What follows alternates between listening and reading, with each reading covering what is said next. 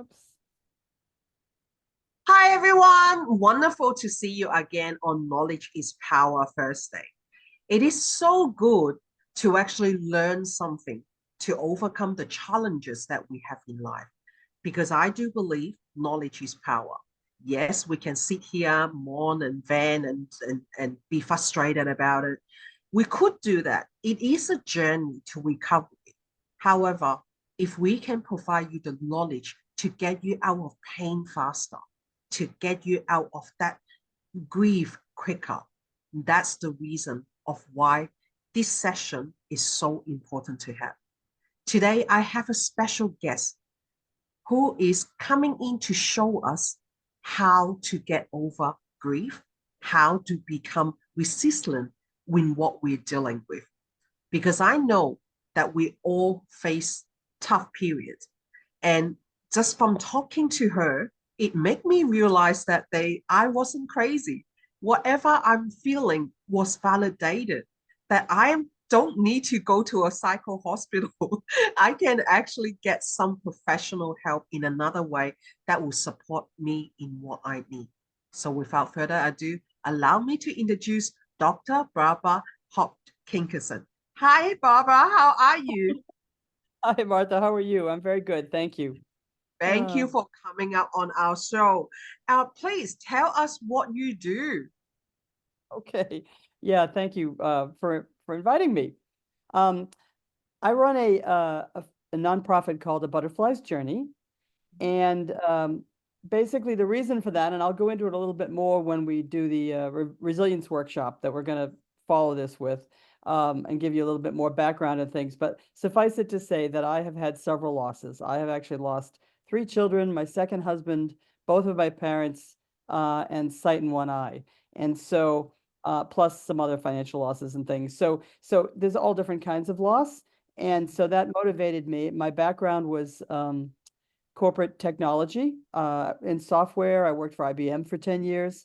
But during that time, when I incurred some of those losses, I really felt like I wanted to do something else. I retired and started two nonprofits, and one was a local support group, and the other is a Butterfly's Journey, which is more international. So I'm from north of Boston, but a lot of what we do is online. We have a free resource center. We teach grief recovery method classes, which are action-based, evidence-based classes. And I'll talk a little more about those later as well. And then I do these interesting Faces of Resilience photo shoots, which is all about open expression of grief, loss, and love. And we encourage them to express themselves. I literally will set up and do a whole photo shoot at an event, at say a grief related event, and we encourage them to express themselves, and whatever they want to say we write on their skin with a washable marker, and then take their photos, whether it be individuals, couples, groups, with pets, and then we professionally edit them and send it to them, so it's a catalyst for them to talk about their grief. So Oh, yeah, my passion. that is so beautiful because a lot of us that who are experiencing loss and grief, we don't know where to turn to. Yes, the closest people that we around us, but we can talk to them. But I find that sometimes it's actually easier to talk to a stranger and easier to talk to someone that who is professionally understanding what we're going through. And you were just telling me behind the scene earlier that there's 43 different kinds of grief. Can you tell us a little bit more about that? Yeah, kind of lost. So I got certified. I went looking for a methodology that made sense to me and was not religion based and was very allowed people to be very unique in their grief. And I found one called Grief Recovery Method, and it has been used on 6 continents for 45 years. It was written by a bereaved dad, but then also his partner was somebody that had lost his wife. So there was a mix of, origin, but it's become very proven. And actually, it was actually it's the only evidence-based methodology for grief in the world. It went through that process at Kent State University in the US. And that's kind of proving scientifically, proving that it has results. But what they believe in is that there are no stages, right? Everybody, because you're all over the place when you go through, and everybody's different and how they suffer through their grief and how long it takes them to heal and that kind of thing. So but what they recognized is there's grief not only of people, loss of pets, loss of family, loss of finances, loss of health, loss of, moving. Sometimes just moving is, just changes. Almost any change in behavior might be something that causes you grief. So there are literally, they actually identified like 43 kinds of loss. And the classes that we do are, I've got an advanced certification in teaching these classes, and I just do it over Zoom like this. Mhm. And Yeah. it's finite, it's not endless. So it's Mm, complementary to therapy, because also therapy is good, support groups are good, but this has actually got a book and homework and tools. So it's action based, and it's like 7 weeks one-on-one or 8 weeks in a group. So it's not endless, and it's actually got kind of tools that you can use and that can show results. So it's mm, quite interesting, and it helps you get out a lot of undelivered communications to help you complete a relationship, things mm. like that. So Yeah. it's very proven anyway. It's used all over the world. That sounds amazing because I experienced grief firsthand with the loss of my cat. A lot of people will think, oh, it's just a cat. But to me, she Family was pet. the yeah, like she was the only thing that I had for my inside my 19 years abusive marriage. So she was my protector, savior. Yeah, That's someone that I'm so, of so, so close with. And like course. even now that I talk about her, I get emotional. And it is Sure. that kind of grief that put me into like a 2 years of depression. And it's Oh, really hard to get out of that. And being able to talk to someone like you, I think that that will help our journey a lot quicker. It make us realize that help is there. It yeah, also support us in a way that, hey, is we understand you. We understand what you're going for. You don't have to feel silly. You don't have to feel like that. Oh my God, it's just this. yeah.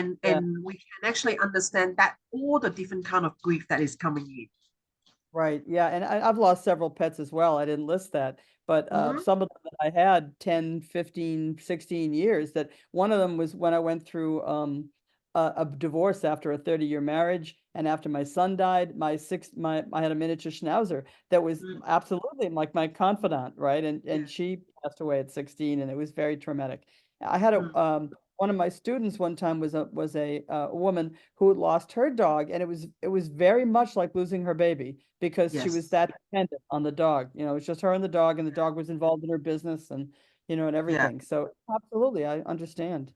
It's Yeah, it's such a hard journey to overcome, and it is true that we do feel embarrassed. We do feel like silly telling people that yeah, I'm trying to get over a grief of like a cat or a dog or something like that, and being able to share with people that who have non-judgmental and understand what we're going through, and I think that really is the big help for us. There's even a separate, it's like actually, so there's one book that really relates to kind of people and some more general loss. There's another class that's pet loss, specific for pet loss, and that's 6 weeks instead of 7 weeks. And then there's another one that is for helping grieving children, but not actually dealing with children. It's like helping adults that are dealing with grieving children, and that's 4 weeks. So there's actually 3 different classes that I'm certified in to teach around grief recovery method.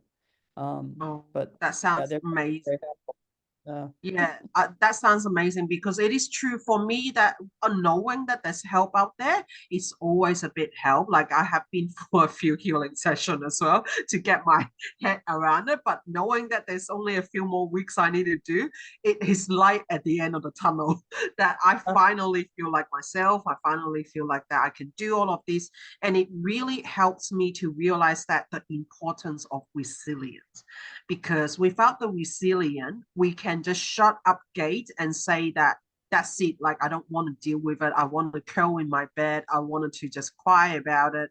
I know that stage. I've been there myself. So I have the compassion and empathy and understanding of it. But I always say to people, you need to set a return date. If you don't have a return date, you will continue to suffer in all that pain. Like, it's like one day I ask myself, what do I truly want? What do I truly want from what I'm going through? I needed something to feel like myself again. And when I Mhm. find that push, okay, I'm a complete workaholic. So when I actually find that push to work my hardest, It helped me Yeah. to put my head out of my ass, put it that way. It Yeah. really helps me to get me back. So I guess that with everyone, that if you are in a tough situation, you are going through hard times, do reach out for support. There's plenty of people who have professional training. Okay, that's the difference when you complain to talking to a friend. A friend may understand they have went through losses. A lot of us have went through losses, but they don't have the techniques to help to bring you back to the ground. That's the differences. And having that professional help you to find the closure you need, help you to find that training that you can help yourself to move forward instead of staying in the pain of yesterday.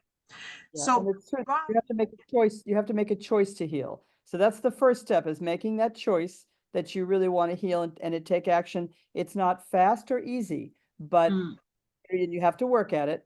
And there are things that you can do that help, but the choice is the first step, right? And it and is. and that you really want to do something. And that's interesting that you call it a return date.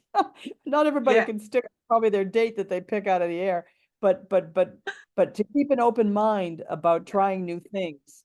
yeah. um then and then if it doesn't work, if they don't like them, like give them more than one try, two or three Mm, tries, and then if you don't like it, move on, but try something else and keep an open mind. I was really surprised, for instance, around energy healing and things like that, yeah. because that's not as common here as it is in Asia, for Ah, instance. Right? I And see. it didn't used to be. It's becoming so, but it didn't used to be. So that was something that never occurred to me. But again, had some friends and said to try that, or a shaman, and it really helped. So Mm. I did a whole bunch of things about trying all different kinds of things. That is beautiful because it is true. Like if we get so scared when we try new things, it's like, oh, I've done that before. Oh, I have experienced that before. We have that give up a mentality that nothing will work. And I do want our audience to know, if you got that mindset, yes, you're right, nothing will work.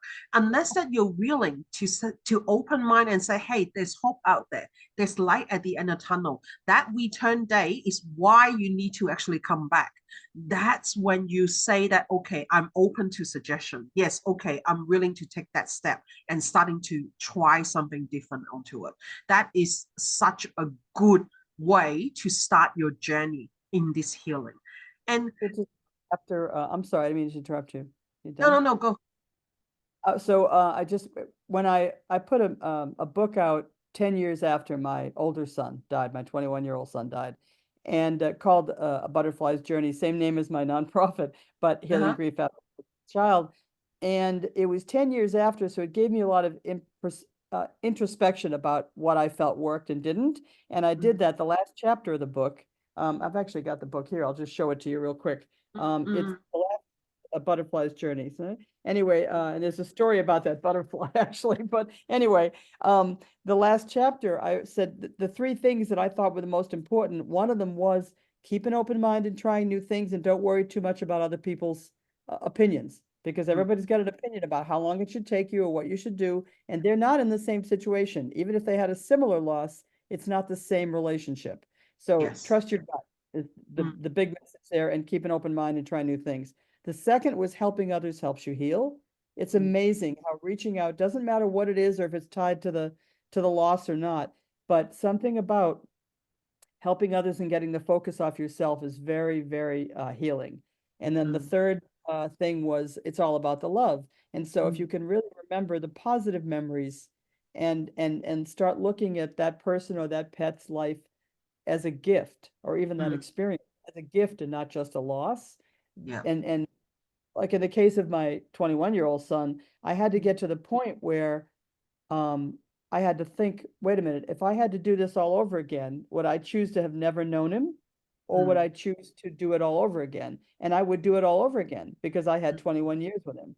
And, mm, thank God for that. So it's like if you can get to that point, then you realize, okay, I'm better off at least having known him, even with all the pain. So then I mm, started thinking about, now that when I think about him, I don't think about the loss. I think mm, about all the fun we had, and mm. the riding first seats of roller coasters all day long, or Yeah. whatever it was, that we did that was fun together. You know. That is so beautiful. That is such a learning for all of us that who are going through loss and grief. And even that's and the loss and grief doesn't have to be losing someone like alive or dead. It could be ending of a relationship. It could be ending of a job that you were in for a period of time. It could be something like that too. Can you tell us a little bit more from that angle? Yeah, sure. So, all right. So after my, after my older son died, my 30-year marriage fell apart. And so that 1-2 punch, I actually attempted suicide. That 1-2 punch nearly did me in. So it was a different sort of loss. Mm, And later on, I realized that I was better off, and my second husband was wonderful and all that. But going through that, when you know your whole, when you lose your partner, your whole daily routine changes, and mm, sometimes it has a big income effect. I had to buy mm, him out of the house that I was in order to keep my remaining son there. Things mm, like that. But after my second husband died on his way to work, when Widowmaker heart attack suddenly, um, then I was really lonely, mm, and I became the victim of a romance scam. mm, And that's the difference. So that was a big financial loss. And then you mm. beat yourself up about how could I have fallen for that? Yeah. But you're just lonely. You're lonely, and you're suffering through this stuff, and you're vulnerable, more vulnerable than you realize you are. Yes. So I've had a lot, and then I've had some other, I also got, we mentioned a job. I got laid off of 2 jobs when I was there for 10 years, and got laid Mm, off because they were either selling it or selling the company or something like that. Or IBM was one of them, and they were laying off like thousands of US employees and putting resources in emerging markets and things like yeah. that. And that also, it's like all of a sudden that was like part of your family, right? When Yes. you're also, I was a workaholic. Mm, So, yeah. yeah, so it's all of that stuff. It's very hard to deal with because it changes your daily routine. Sometimes it changes your sense of self-worth. Mm, Um, Sometimes it changes your income. mm, Sometimes it changes, there's all kinds of things that it can change, and those are all losses that you have to grieve. mm. Um, does that answer your question? Yeah, that's so good to actually realize that we are not alone. Like a lot of people do go for a lot of those. And if any viewers here, our listener here, have listened to that, that is actually aligned with you, do stay tuned for our next session, which is the resilience workshop. Dr. Barbara Hopkinson here is going to share with us her resilience workshop that will help us to go through this journey, who will give us some injection of light, give us some injection of power, so you don't have to feel alone anymore. So great. Welcome back, Dr. Barbara. So tell us about this resilience workshop that you're doing with us. Okay, so it's a resilience workshop, the key to surviving loss. And Mm, really what I've done is I've made an acronym out of the word resilience. And we mm, go through, and first I give you the definition. I give you a little bit more about my background and why I'm doing all this, and the things we offer. But then we kind of dive into the definition of resilience, and then kind of some tips around each of these aspects, but kind of based on the framework of the resilience as as an acronym. oh, that's beautiful. So let's start this workshop. I'll give the chair to you. Okay, I'm gonna need to share my screen, and let's see. I think this is here. Is that working? Yep. Let me take a drink. If excuse me in advance if I cough a little. I've had this cough for like 5 weeks, No six worries. weeks. All good. So, okay. Resilience, the key to surviving loss. Um, and again, I'm Barbara Hopkinson. I have an honorary doctorate in humanitarianism because of the charity work that I do. And what I'm going to do now, I'll show you in just a second, is I'm going to show you one of the things we do is these Faces of Resilience photo shoots, which are about open expression of grief, loss, and love. And it's my passion, and I've done them all over the country. I've done them in Canada, the Caribbean, London. Hey, maybe someday I'll come do one in Australia. I'd love it, right? I've been to Australia. I've spent a couple of weeks there. I loved it. Yes. Um, so, but anyway, so this is going to be like it's a 3 or 4 minute video that kind of shows you about these people expressing themselves about their loss. Beautiful. No sound yet. Okay, this is, it's up as high as it'll go on my computer. I am not a stranger to the dark. Okay.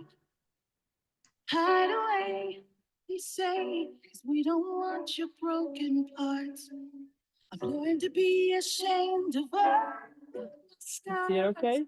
Run away, you say, no one will love you as you are.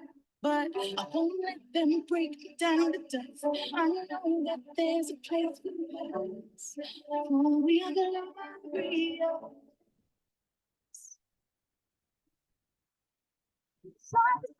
Gonna pat you down. I'm gonna sit, gonna drown. I am free, I am free, I am who I'm meant to be. This is me. Look here, I'm the beat of your love. I'm not scared to be seen. I'm acknowledging this is me.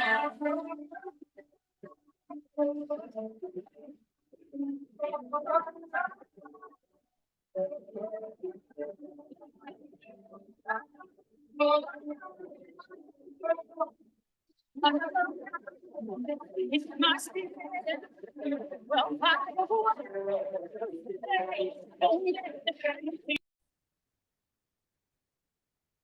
That was a beautiful video that we just saw. Look at all those faces, all the messages that are being, that is amazing.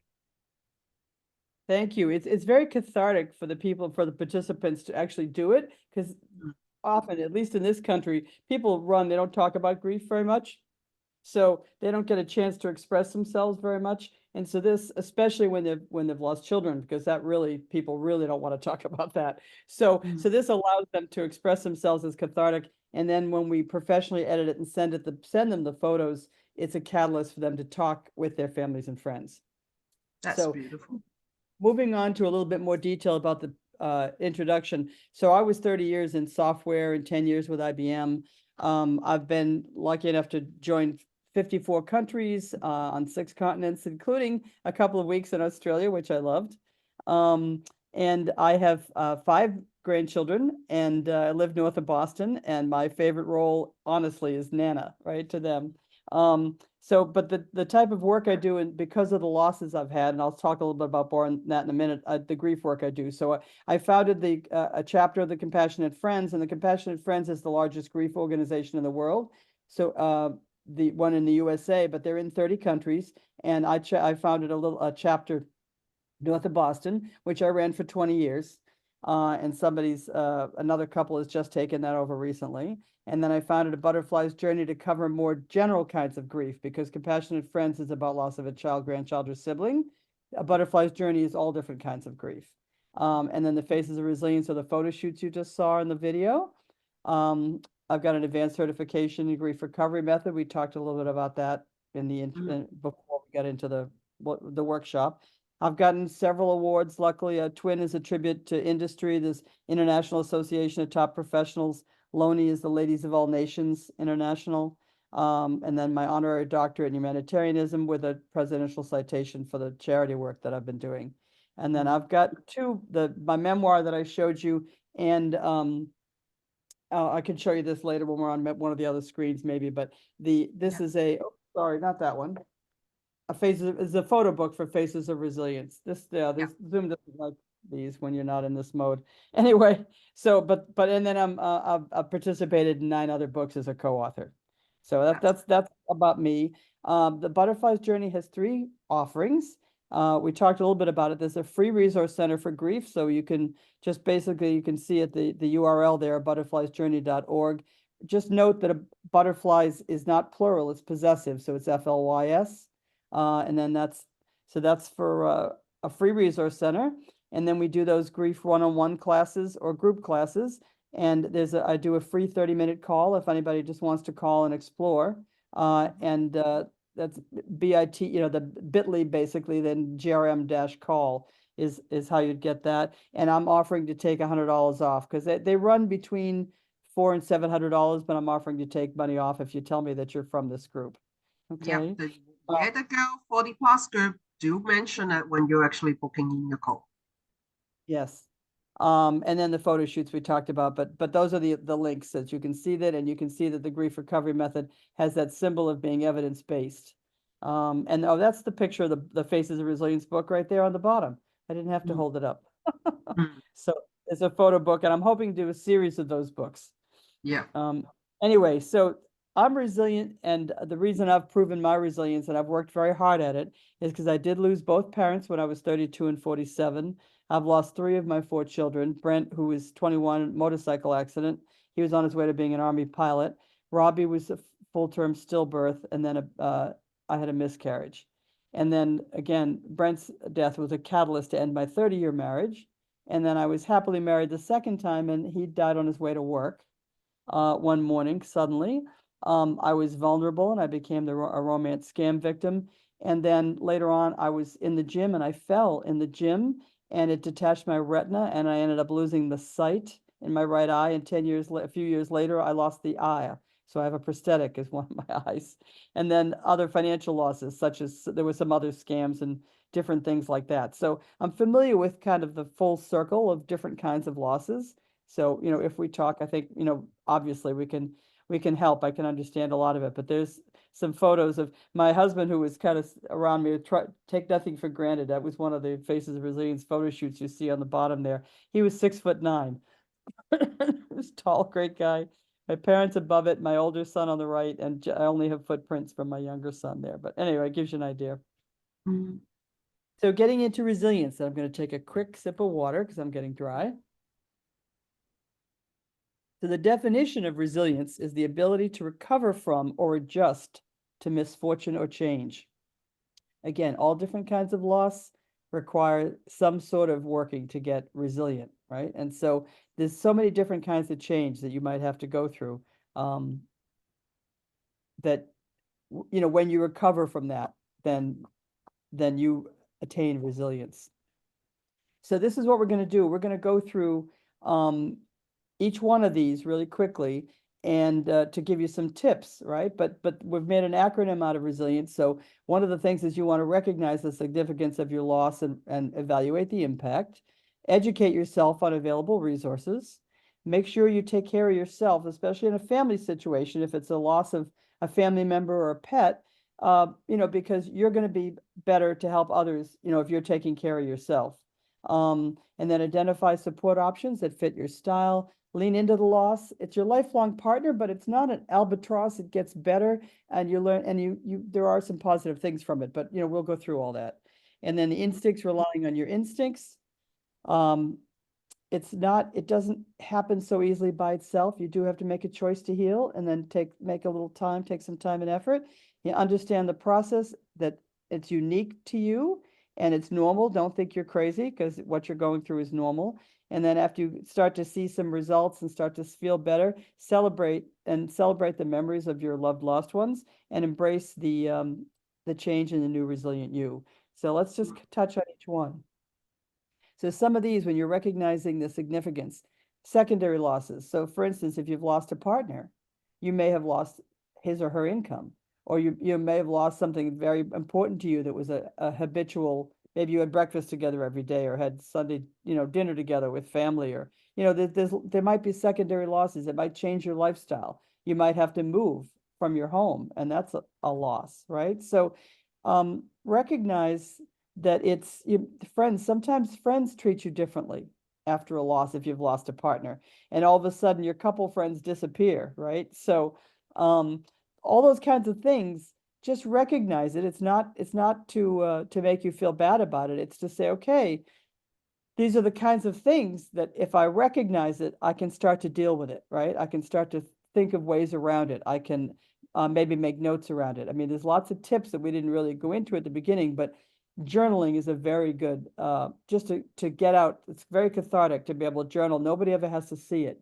So if you're having issues with friends because of your loss, you can write about it, and that's one of the ways to kind of get it out. And then hopefully you'll find some people that are supportive that you can talk to about it as well. But there is an impact. And then, but there are also more resources, especially now. I remember when I first lost my son, I was having a hard time finding resources, but there Mm. really are more resources now. And like I said, there is a free resource center on the butterfliesjourney.org, a butterfliesjourney.org site. But there are some other really great resource centers. OpenToHope.com is an amazing international resource, probably the largest resource center in the world for grief. And then there are organizations. So if you've lost a child, grandchild, or sibling, the Compassionate Friends specializes in that. There's just a lot of things out there now, and a lot more online than there used to be. And then things like therapists and clergy, if that's what makes you comfortable. So anyway, but you try to find some resources and try to make sense of that loss, Mm. so that you can start to heal from it. And And I will then put all of those in the link in the comment there. So if anyone are interested to getting for help, do check out the comment section. okay.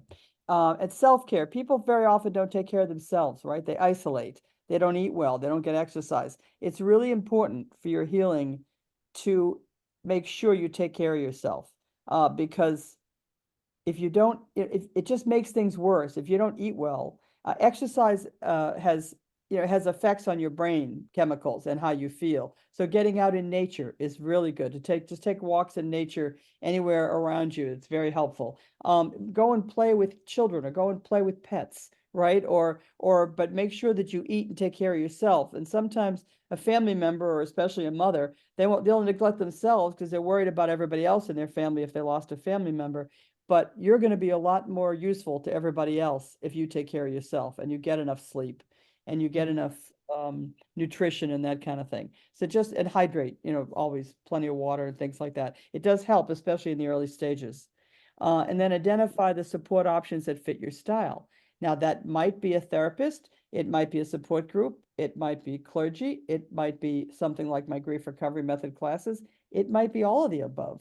You know what I mean? So, but keep an open mind to it, because there's a lot of things. I remember when I was going through this, and like I said, I was in a high pressure IBM job. So when I lost my son, and I even said to them, look, the worst thing that can happen to me has, so you don't have any power over me anymore. I need to get out. I need to get out of this really high pressure job into something kind of more reasonable. And then they were great, but initially it was tough. And then I made myself, you just don't want to get out of bed. I made myself get out of bed, or walking in nature, and writing, journaling. My other son, Brad, who's my remaining son now, and he's great. He flunked out of his first year of college because his brother died. But then he got back into college and he finished, and he's a chef that owns his own restaurant now, and that's great. And we've talked a lot. But initially he went out. He was not a book oriented kid, but he went in and bought a leather-bound refillable journal for me and gave it to me 6 months after his brother died. And because he did that, I started journaling. I'd never used a diary before, and I was amazed at how cathartic it was. So just write stuff down. Nobody ever has to see it.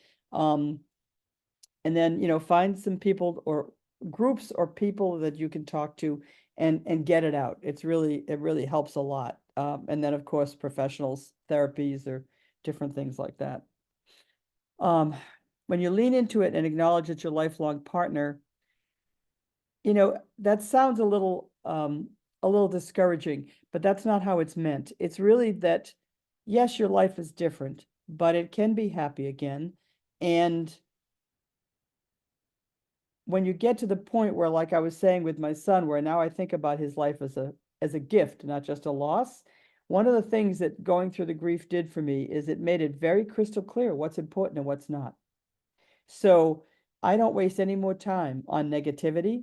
I don't waste time on people that are kind of whining and really are clueless.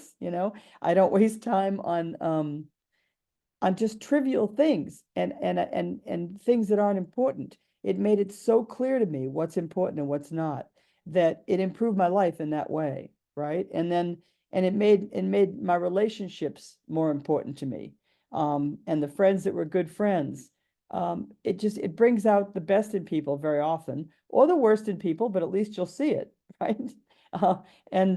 So just know that it's with you, and yes, you'll have some effects over the long term, but they'll get softer, and they'll get and you'll get stronger because of this. So look for ways to find hope, because there definitely is a lot hopeful about this as well. And everybody suffers grief. There's nobody that doesn't suffer loss of some kind. So understand that you're not alone, and your relationship with whoever it was that you lost, or whatever pet you lost, or whatever thing you lost, is unique. And so try not to worry too much about what everybody's advice, but trust your gut into what helps you. And then, oh, this is actually more about the trusting your gut with your instincts, because people have a lot of advice, right? And they want you to get over it maybe faster than you feel like you're going to get over it. Don't worry about it. It's your own timeline. It's your own methods. But what I would tell you is try things and try new things. So when I had a lot of theater friends at the time, but I was in the corporate world at a high pressure job. I didn't think about things like, I really didn't focus on things like spirituality. I had deadlines and quotas to meet. So when I lost my son, it was so important to me to figure out if his spirit continued. And I have absolutely proven to myself that all of our spirits continue. And I have several signs, but meanwhile, I started trying things. So I started trying things like energy healing that I had never done, shamanic massage, Reiki, acupuncture, reflexology, polarity, all those things that I'd never even thought to try. The grief made me try. I had to try something because it was hard. It was painful, and everything helped a little bit. And I think you have to kind of see the things that work for you, and try it 2 or 3 times. And if it doesn't help, then give it up and try something else. But keep trying different things, and keep an open mind, and trust your gut about what helps you, as opposed to what everybody else is telling you. And like I said, try not to isolate, and it just said, just try anything as long as it's not harmful to you or others. Because some people do things that are harmful, like addiction, right? And that sometimes can be an issue that's caused from grief as well. So just really try to take care of yourself, and reach out for help. And it's not fast or easy. It does take effort. Don't expect overnight results. It's like any people don't realize that, kind of like when you have a medical condition, or you have some kind of a disease, or you break something, you expect to have to take it easy, and you expect to have to take time to heal. But people don't give themselves that when they have grief, right? They throw themselves. I know in our culture, I think you get, what is there, 3 grief days? I don't know what it is in your country, but it's never enough. And you don't often take enough downtime for yourself. You have to heal your body. Your mind has had a shock when you've lost someone or something close to you. So give yourself some time to rest and to heal, and treat yourself as if you had an injury, because it really is, it has a similar effect. Grief have an effect just like if you had a medical industry. So, and then, like I said, know that it doesn't really all go away by itself. You do have to make a choice to heal and take some sorts of actions. But you mentioned before that you feel crazy. Don't feel crazy. Everybody, you're absolutely normal. And sometimes you think you're crazy, right? I remember taking a bat to my bed and to my pillow because I was so angry. That's part of it sometimes, is the grief, is that you have a lot of anger. And being in the cemetery at night and just like screaming, when you have some traumatic grief, there are some very extreme things that you might feel like you need to do. You know what? You're not crazy. You're just healing. And especially if something is very traumatic. Like you said, it took you 2 years to kind of go get through the grief of your cat, because you were so close to that cat. That cat was like a child to you, So it's okay. Don't worry too much about everybody else. Just find a private place where you can do whatever you want, as long as you're not hurting yourself and you're not hurting anybody else. But it does help to go out and help others or find some cause, and sometimes it can even be like at a pet store, right? Or at a children's group, or an elderly, but it really helps to help someone else. There's something about their appreciation and getting the focus off of you that is very healing. So, and this talks about comparison. It really doesn't help anybody to compare types of grief. You mentioned that before. Somebody was just kind of shaking their head because you were losing your cat as opposed to a person. Well, the loss is unique to you and your relationship to whatever that was. So comparing it is really not useful. So don't worry too much about that. Or if somebody does that to you, then just try to just shake your head and move on, everyone around you is doing the best they can. They are going to grieve differently. So in the cases of if you're grieving and you're married and my husband and I grieve totally differently over our son. I mean, totally differently. So, and that was not the issue of our marriage. We had some other issues, but that was a catalyst to finish it. And just understand that genders grieve differently, people grieve differently, and you're probably going to grieve differently than other family members. So don't expect them to act and feel the same as you. Just if you can, just talk through it so that you give each other the space. All right, and then as you get to the point where you're starting to feel better, and again, the timing is different for each one, and it's good to do some kind of remembrances. Sometimes people do scholarships and things like that, but it could be as simple as planting a plant or a tree, or having a meal that the person liked, or maybe making some kind of an ornament out of your cat or dog's collar, whatever, just some little memorial, and use things like candles and gatherings and gardens, but again, focus on the positive memories.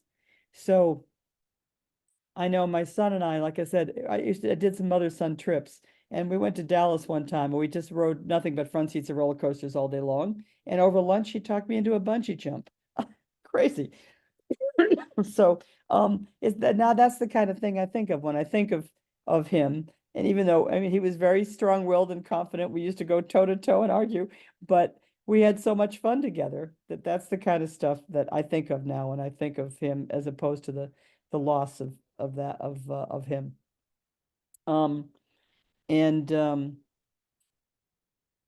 Let's talk a little bit about rituals. Yeah, so that's like helping others, candles, releases, financial, religious or ceremonies, whatever brings you comfort.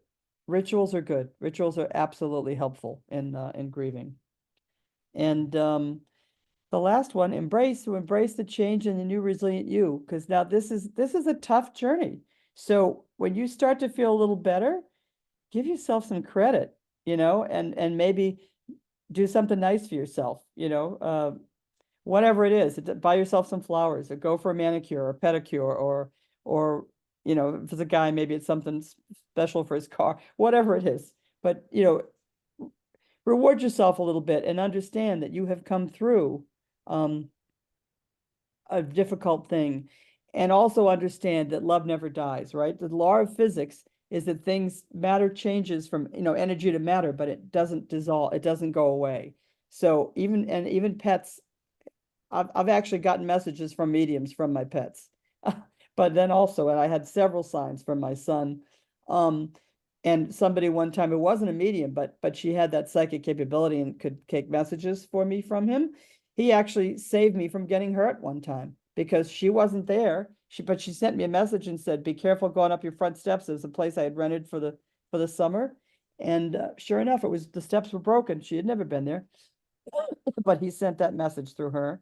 So keep track of if you have signs or things that you think are signs, keep a little journal, because you're going to want to remember it 10 years from now. And then, give yourself credit for getting through it. Realize that your loved one is still with you. And then look forward to, usually there's some kind of a new thing that it causes, right? For me, when I lost my first marriage, I've met a great guy that was my second husband. And, just there'll be something good that comes out of it. And for me, it was that strength and understanding of what's important and what's not. But anyway, so just to summarize again, recognizing, educate, self-care, identifying support options, leaning into it, trusting your instincts, making an effort. You're normal. Don't worry about it. You're not crazy. Celebrate how far you've come and then embrace the new resilient you. And so I'm going to show you here. This is how you get a hold of me. The website is abutterfliesjourney.org and the phone number is 617-410-6309 with the US number 1 is the prefix, or info@abutterfliesjourney.org for the email. And again, I'm going to remind you that I will do a 30-minute free call with you to just explore options if you'd like to talk about what you're going through. And then this song, this is a story of, again, this a musician friend of mine who had this psychic capability. She was at my house and we were just working out, and it was before I released my memoir. And she said, "Have you thought about music with it?" And I said, "Gee, no." But she actually went and she said, "I've got to get my keyboard out of my car." And I watched her channel a song, and it was too complex for her to have made up on the fly. So afterwards, I said to her, and I had a very emotional reaction to it, and I didn't know why. And so I said to her afterwards, "Where'd that come from?" She looked around the room and she picked out my son's photo. She had never met him. And so that's where it came from. So she channeled it. And then on his 10th anniversary, I was meeting her for dinner, and he had pulled her out of the garden and channeled another song to her. And that's what. Go back. Okay. Anyway, the second song he had pulled her out and when I met her it was on his 10th, we call it an angelversary. He had pulled her out of the garden and channeled another song to her, and then channeled the lyrics. And that one, I had her come in and do both of those in a recording studio. I had her record both theme of A Butterfly's Journey, which was the instrumental, and Love Everlasting, which is I'm going to play for you now, because and it's a free gift on the website, so you can actually go to that website and download either of those or both of those songs. But this Love Everlasting is a message from him, I think, so if you've lost loved ones, people, it kind of really tells you, it's a message from him about the trust that their spirit continues and that they are good. They're in a good place. All right, so take a listen.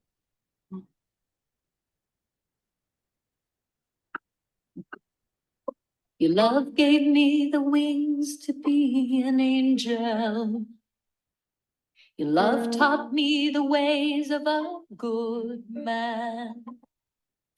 Your love gave me the courage to be brave and strong.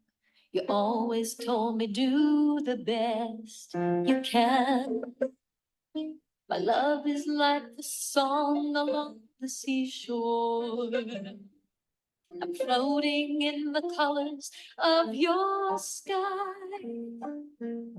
My love is all around you every moment, transforming like a brilliant butterfly. And when your heart is overcome with sadness, so heavy you can scarcely catch your breath, life is the Me, and then you. That was a really beautiful song. For anyone that who want to listen to the full version, feel free to go down to the website at butterfliesjourney.org. So, Barbara, thank you for so much you're sharing today. It has been such a journey that you've been through. And thank you for still choosing to be the light, choosing to be someone that will help others through their journey, because we know it is not easy.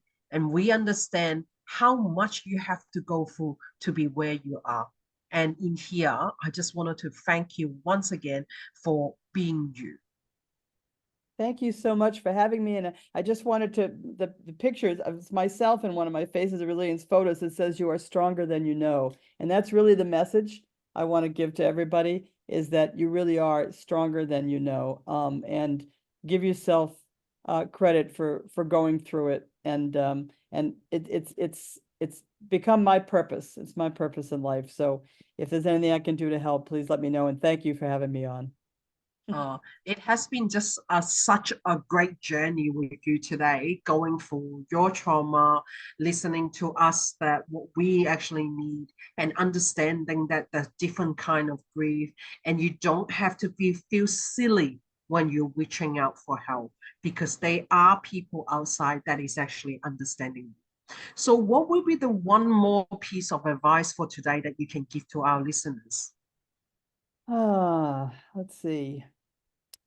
I think just make sure you're patient with yourself and try not to isolate, because isolation really can be deadly. It's so get out in nature, get out and walk in nature, write down your feelings, write letters to your loved ones, anything that helps you feel that connection. And I think that the big thing is when you feel down, write gratitudes, because gratitude makes you feel better. And no matter how hard it is, be grateful for the time you had with them. Be grateful for what else you have in your life. And if you remind yourself on that, yeah, it always makes me feel better. When I feel down, I go and start writing gratitudes. That's beautiful. Thank you so much for your message to us. And I wish you all the best on your journey. And for everyone in here that who are experiencing loss, who are experiencing grief, Barbara is the person to actually speak to. So I will put her contact details and all the information that you hear in our show today in the show note down below. So thank you once again, Barbara, for being in our show, and thank you for our audience for listening and watching us. And I look forward to see you again next Thursday on Knowledge is Power. Thank you.